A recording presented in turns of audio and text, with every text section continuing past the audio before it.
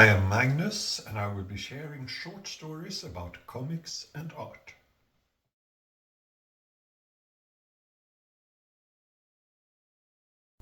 Hi, on today's episode of Magnus Collects Magnus, I want to take the chance to wish a happy birthday to Sean Chen, another artist who was discovered early by Valiant and has since gone on to have a great career at other companies as well. He's also been someone who has interacted very much with fandom, and he always seems to have some kind of creative projects going. Not to mention that he's a great person. Welcome. At Valiant, Sean started on Rai and the Future Force issue 9. This was a restart for the title that connected the Malav War storyline that had started in Magnus Robot Fighter and then continued in both titles in parallel. The previous Rai in issues 1 to 8 and also in 4 flip comics for Magnus belonged to a long line of protectors infused with energy by the AI known as Grandmother. In issue 0 of Rai, a special issue that lays out the future for the Valiant universe, the Geomancer creates a new Rai using the so-called Blood of Heroes. That was artificial blood from the Valiant character called Bloodshot that provides strength, resilience and healing, and that had also picked up the Harbinger ability from Bloodshot himself to control electronics and AI. This shows how Valiant tied the future world of Magnus Robot Fighter to both their own current world, outside your window, and Gold Key's previously separate worlds of Magnus and Turok. Gold Key's Turok took place in the Lost Valley, which was mainly famous for its dinosaurs, but also had other out-of-time discrepancies. Valiant used that to reimagine this place, not as a valley hidden inside our world, but as a place outside our reality, at the center of all times. Still, it was accessed the same way in both the old and new comics. Valiant called it the Lost Land. As was rightly pointed out by a Gold Key writer, this could not be a perfect retroactive reinterpretation of the Gold Key continuity, but it filled its purpose without changing very much from Gold Key. Actually, I think it was rather amazing that they managed to combine such different worlds into one.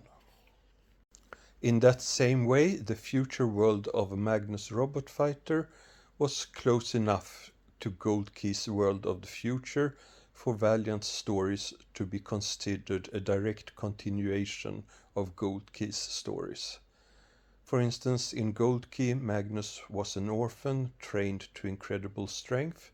In Valiant, he was the son of a Harbinger with incredible strength, delivered to the future and handed to the Robot 1A as an orphan.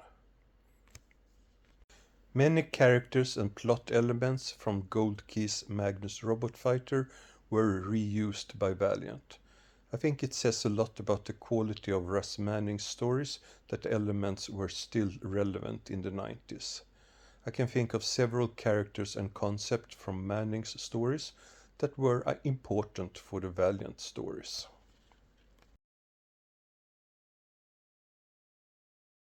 Rai was the first original Valiant character. His stories expanded on the world of the future that had been presented in Magnus Robot Fighter.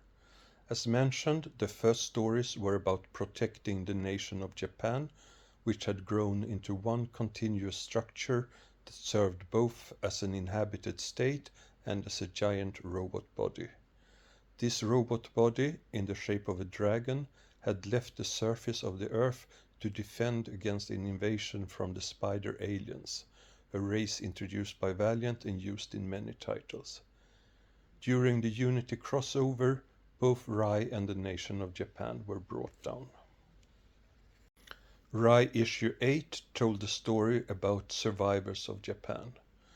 From Rai 9, everything was about the war with the invading Malev robots and the changes brought on by that invasion. Without spoiling too much, I can say that the heroes finally win, though there are sacrifices. But this happens after Sean had left the title.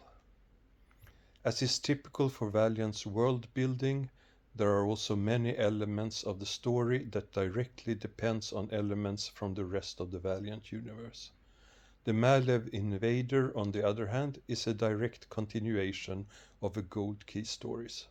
It simply turns out that the robot wasn't as dead as it appeared in its final Gold Key story.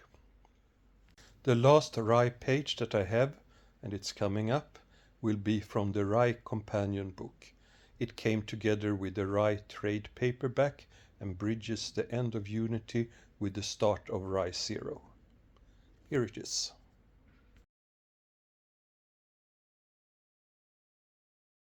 Sean also had a long run a bit into the title Harbinger that in its early issues talked about the conflict between two persons who had the power to unlock abilities in special people belonging to the next step in evolution. Harada, who was trying to rule the world, in his mind to help it, and Pete, a kid opposing Harada's Harbinger Foundation that had killed his best friend. Actually, in one of these early issues, Valiant's Magnus was born during the Unity crossover. The Geomancer realized the role Magnus had to play in the future and transferred him there. Actually, in one scene during Unity, the adult Magnus is holding himself. Rumor has it that when Jim Shooter was ousted from Valiant, they felt they needed to distance the title from these early issues, so after that the title was more about Harbinger Foundation.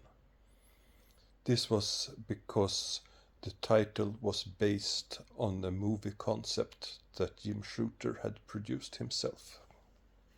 These last pages are related to the Chaos Effect epilogue, which by the way had beautiful covers by Sean.